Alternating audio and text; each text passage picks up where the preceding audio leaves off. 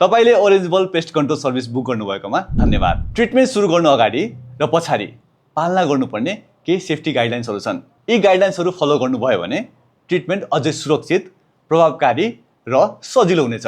Treatment सुरु गर्न अगाडि किचनका सामानहरू, खानेकुराहरू सबैलाई कभर गरेर राखिदिनुहोस् र कस्मेटिक औषधिहरूलाई पनि सुरक्षित ठाउँमा सारिदिनु होला। पैसा, गहना वा अन्य मूल्यवान सामानहरू पनि सुरक्षित ठाउँमा राखिदिनु होला। सामानहरूको सुरक्षा ग्राहक स्वयंको जिम्मेवारी हुनेछ। यदि घरमा घरपालुवा जनावर, बर्ड्स, एक्वेरियम छ भने ट्रिटमेन्ट हुने एरियाभन्दा टाढा राखिदिनुहोस्। यदि तपाईँले ककरोच कन्ट्रोल सर्भिस लिँदै हुनुहुन्छ भने किचनमा भएका खानेकुरालाई तपाईँले मजाले सुरक्षित ठाउँ राख्न सक्नुहुन्छ वा तपाईँले त्यसलाई फ्रिजमा पनि राख्न सक्नुहुन्छ।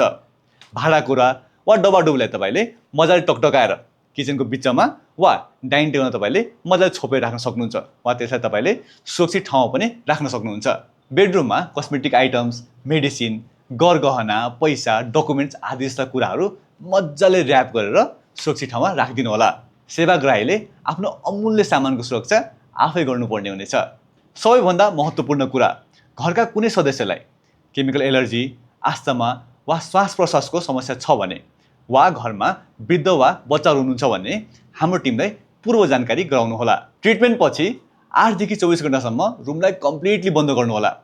रुम खोल्नु अगाडि मजाले मास्क र ग्लोभ्स लगाएर मात्र रुम खोल्नुहोला र कम्तीमा 30 मिनटसम्म फ्यान लगाएर रुमलाई भेन्टिलेसन गर्नुहोला।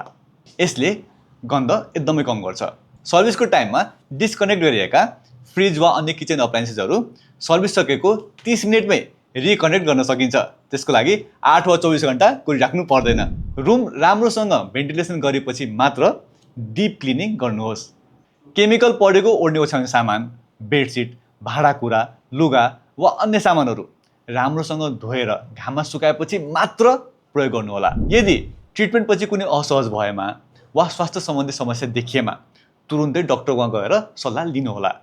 यदि ट्रिटमेन्ट पछि तपाईँले सर्भिस प्रभावकारी नलागेमा वा कुनै सरसल्लाह छ भने हामीलाई तपाईँले तुरुन्तै रिपोर्ट गर्न सक्नुहुन्छ वा तपाईँले हामीले सोसियल मिडियामा पनि हामीलाई सम्पर्क गर्न सक्नुहुन्छ। त्यसरी हामीलाई समयमै इन्स्पेक्सन गर्न र सपोर्ट प्रदान गर्न सजिलो हुनेछ। थप जानकारीका लागि अपरेसन टिमलाई सम्पर्क गर्नुहोला।